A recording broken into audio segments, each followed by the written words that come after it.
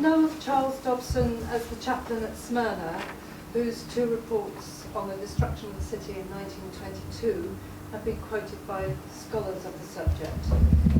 His testimony is calm, considered and clear, but it was concern over the mutilation of facts which impelled him to make the reports, and later he gave evidence for a trial about the origins of the fire.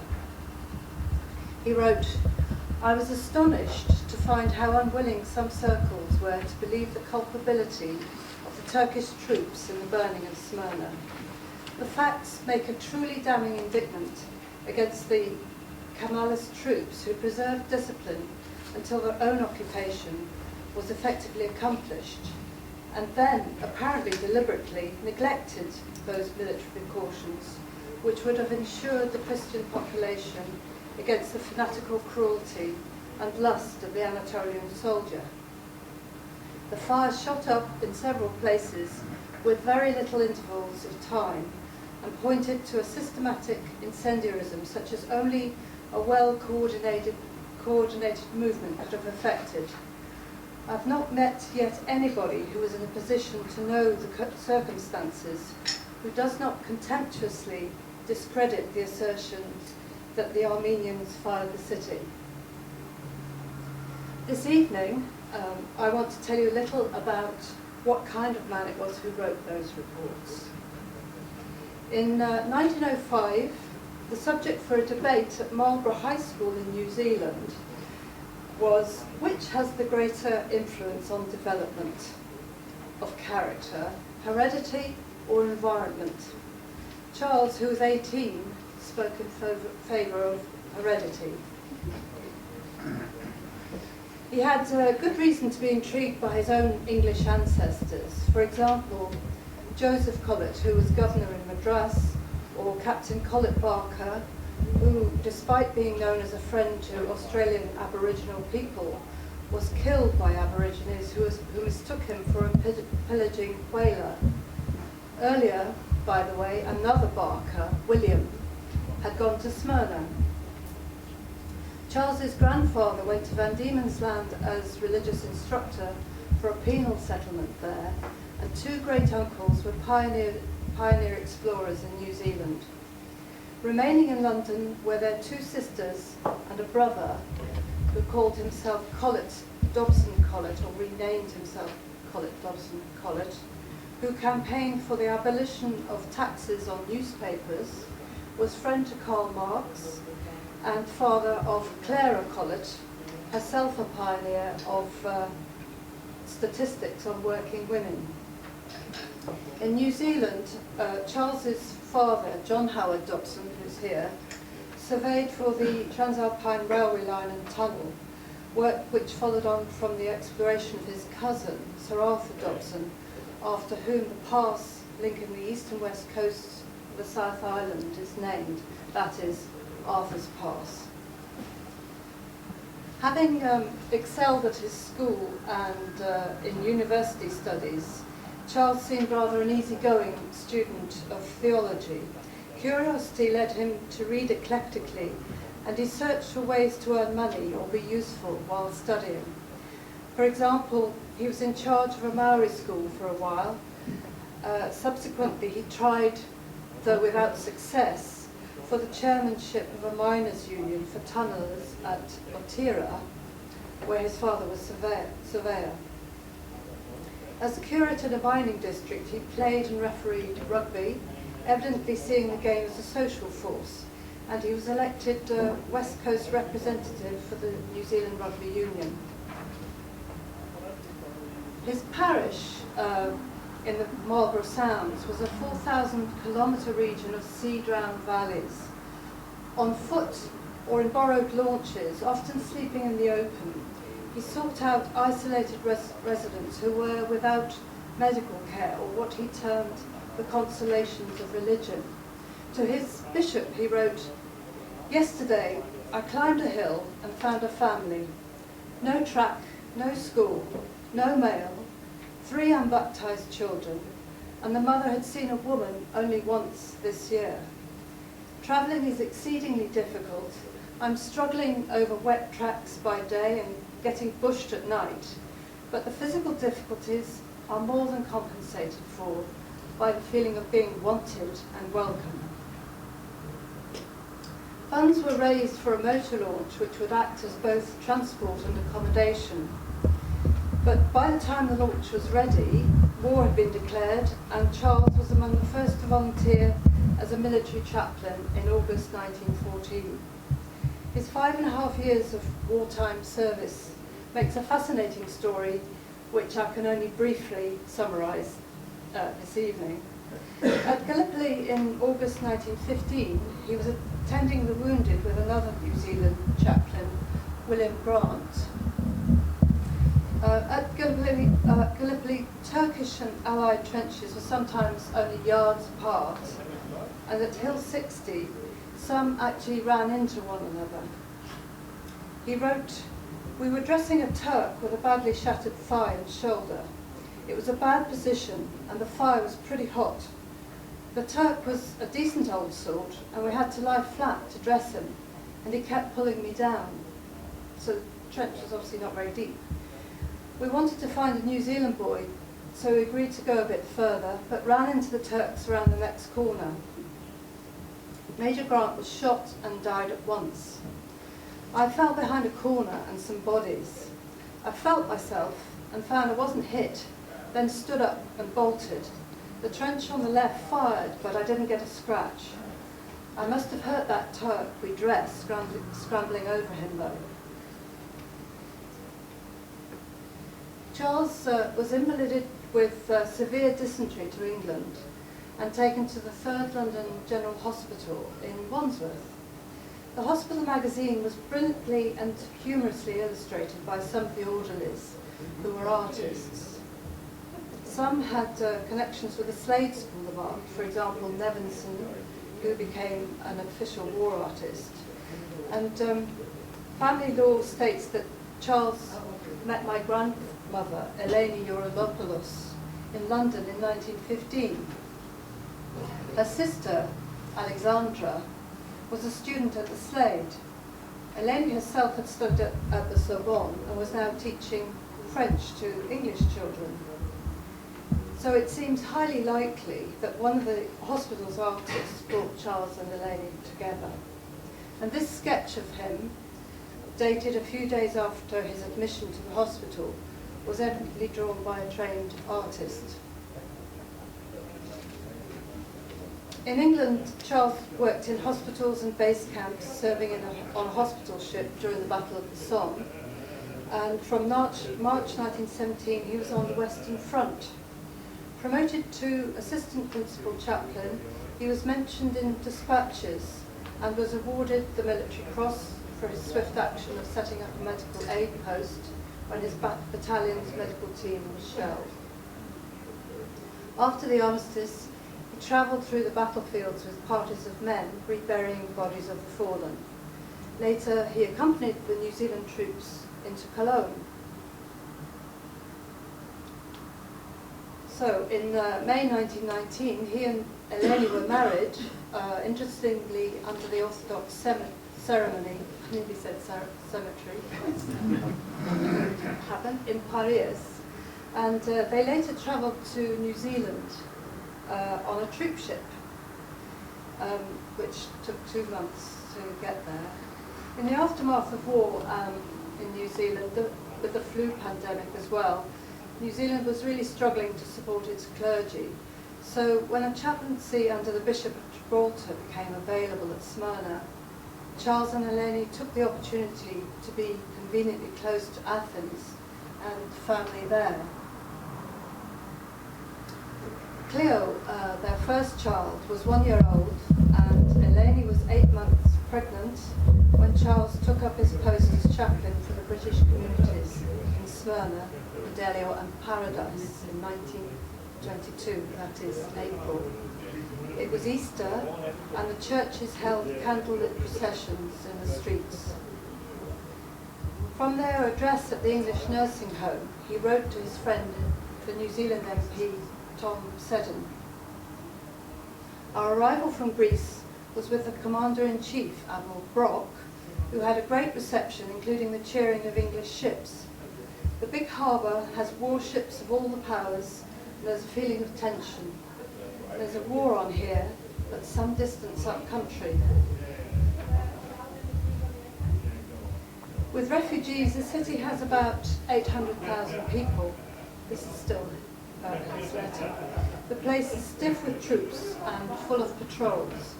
There are always hordes of Kamala's prisoners marching along. Perhaps, like film producers, the Greek authorities shuffle them to make a show. Cleo is using a 10-word vocabulary and 2 very uncertain little feet. Behold me, Tom, driving through the bazaars here and trying to pretend I don't notice the admiration the crowd gives her.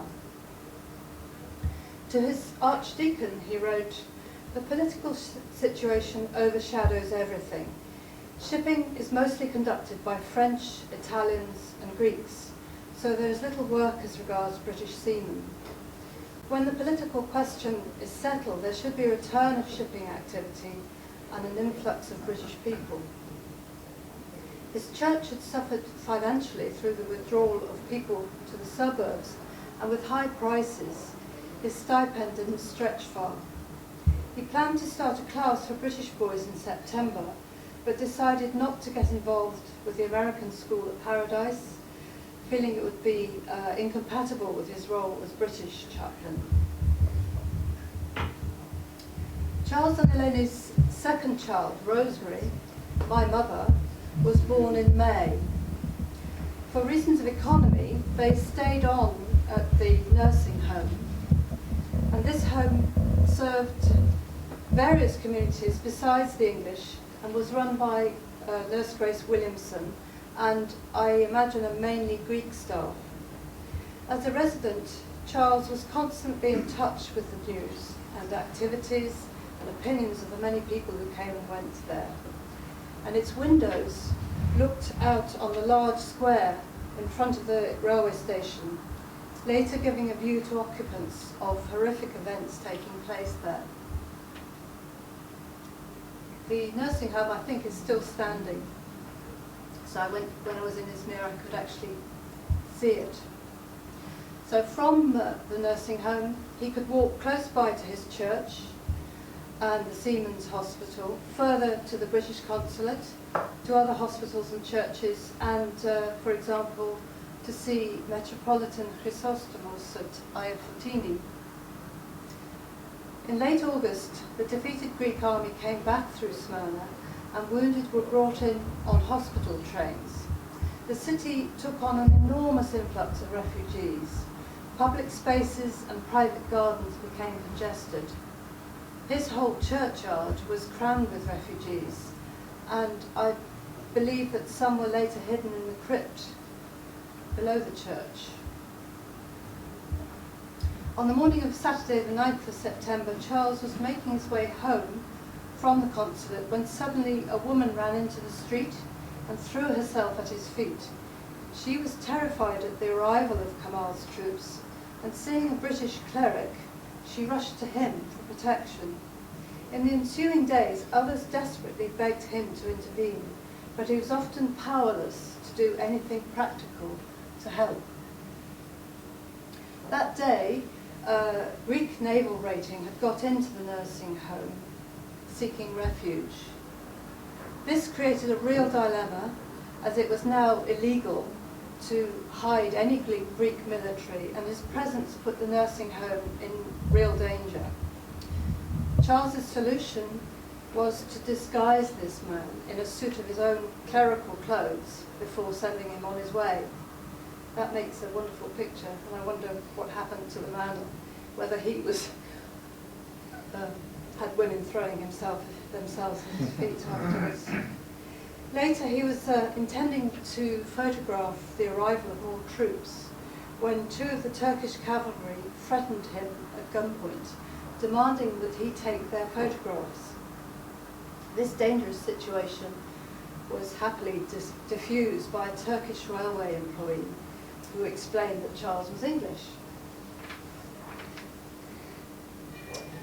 Next day, with a priest from the Greek church of St. John and Mr. Riddle, warden for his own church, Charles took a cart to load the bodies he'd found, covering them with a Union Jack as protection. They buried them in the Greek cemetery with Orthodox rites. Later, order in the city was quickly breaking down, and in the middle of Monday night, Charles and Eleni got up and dressed. He said later, "The firing got so bad that I decided we must get up and be prepared for anything."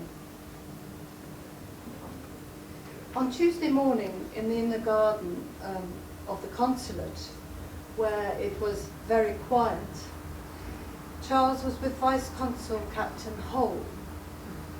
He said, "While we were sitting on one of the benches, talking, we were interrupted by a body crashing from the roof of the adjoining house, followed immediately by the appearance of Turkish soldiers pointing their rifles into the garden.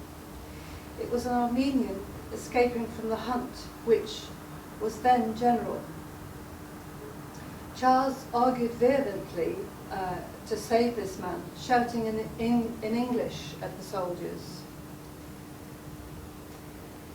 He made a list of English and Maltese residents, and on Wednesday the 13th, he was hurrying around the city to tell everyone that they must be at the British consulate by 6 o'clock that evening, ready to be taken out to the ships in the harbour.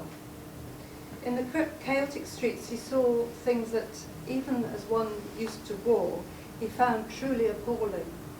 He realised he must get his own family to safety, but feared it might already be too late. Eleni and the 2 children were taken down to the quay in a car. Meanwhile, Charles went on foot with Rosemary's Greek nurse, her Paramana. In his arms, he was carrying the nurse's own child, Irini. At the quay, they were to take a boat out to the waiting ship, the Bavarian, but there they met with an obstacle. British ships were only permitted to take on board British nationals. The officer in charge looked at the Greek nurse and her child in Charles's arms and told them they were not allowed to board. Charles reasoned if the nurse did not go, his baby, Rosemary, could not be fed and would die on the voyage. The captain considered this and said, "Very well, the nurse would be allowed, but her child must be left behind." No doubt Charles was, furious at least. But his solution to this hideous situation demonstrates his quick thinking. He cut through the impasse and shocked the officer by declaring that the nurse's child, Irene, was his own.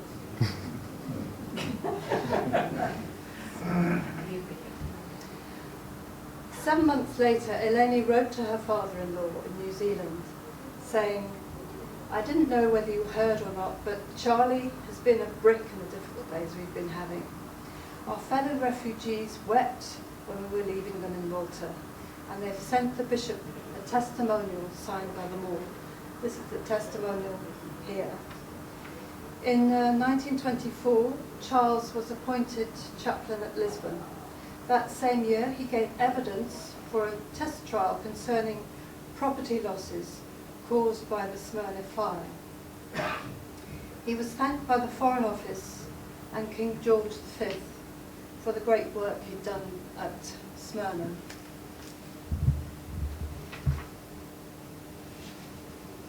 Their third child, Paul, was born in Lisbon in 1927. But 3 years later, Charles contracted typhoid. He'd frequently suffered in consequence of his wartime illness, and perhaps this had weakened his system. He was given a blood transfusion, but tragically it was of the wrong blood type. He was 43 when he died on the 6th of May 1930. His grave is in the British Cemetery close to his church in Lisbon. So, what kind of man was Charles Dobson? I've discovered a warm-hearted, practical man who had a talent for swift and effective action in formidable circumstances. Back in New Zealand, an old school friend reminisced, saying, "Charlie Dobson was undoubtedly the greatest character at the school. He was a boy who feared no living soul. Certainly his moral bravery sets him apart, and he was a man of principle. Throughout his life, he rejected the passive role, and the parts he played in the tragedies of war and Smyrna illuminate his humanity and integrity." Thank you.